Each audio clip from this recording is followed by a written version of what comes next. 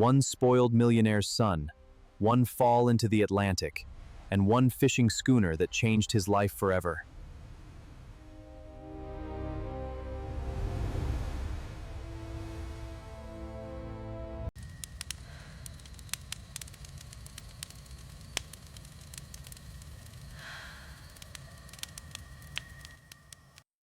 Welcome to Campfire Learning Classics. I'm Mackenzie, and this is Diane. Tonight we're heading to the Grand Banks, where one unexpected moment changes a young man's life forever. Our storyteller this evening is Captain Jedediah Cooper. So, let's begin.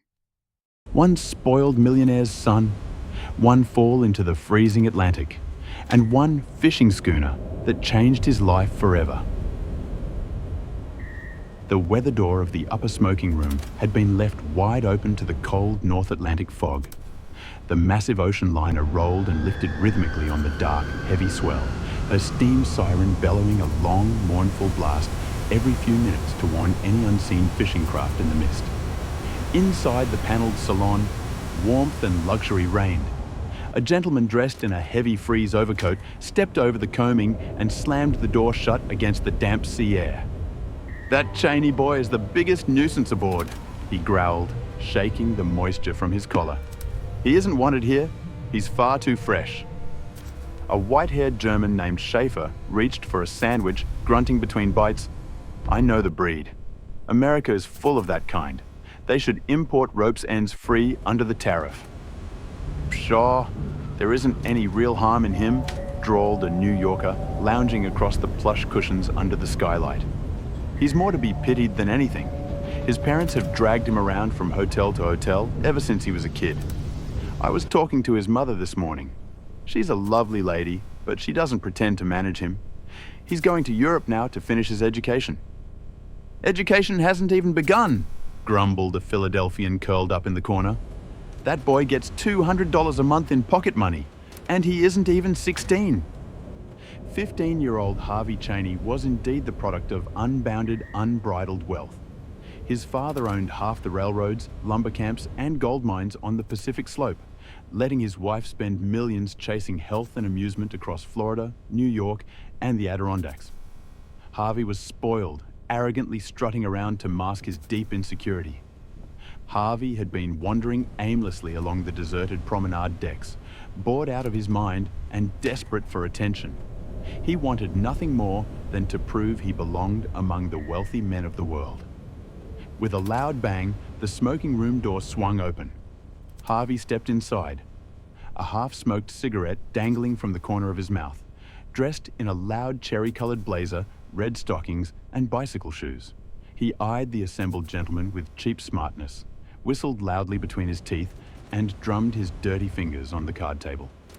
"Say, it's thick outside," Harvey announced in a high, booming voice. "You can hear the fish boats squawking all around us. Say, wouldn't it be great if we ran down one?" "Shut the door, Harvey," the New Yorker sighed. "Shut the door and stay outside. You're not wanted here." "Who'll stop me?" Harvey sneered. He pulled a thick roll of greenbacks from his pocket and began loudly counting them to show off. "I'm an American, first, last, and all the time. I'll show 'em when I strike Europe." He flicked his dead cigarette into an ashtray. "Piff, my cig's out. I can't smoke the cheap truck the steward sells. Any gentleman got a real Turkish cig on him?" Seeing a chance to teach the obnoxious brat a quiet lesson, Mr. Schaefer opened his leather cigar case with a wicked grin. He handed Harvey a long, skinny, jet-black cigar. "Dot is the proper apparatus to smoke, my young friend," the German chuckled. "You will try it?" Harvey lit the unlovely thing with a grand flourish, feeling thoroughly adult. "It would take more than this to keel me over," he declared proudly, ignorant that he was puffing on a wheeling stogie, a cigar famous for its stomach-churning strength. Within minutes, the terrible power of the black cigar combined with the rolling sea. Tears flooded Harvey's eyes. His pasty complexion turned a sickening shade of yellow. "Fine, full flavor," he choked out through shut teeth. "Guess I'll skip out and see what the log says." Harvey staggered out into the biting fog. He was deathly ill, but his fierce pride kept him from running to his cabin. He had bragged to the deck steward that he was never seasick, so he dragged his trembling legs toward the deserted stern of the second saloon deck near the flagpole. Reaching the rail, he doubled up in limp, wretched agony.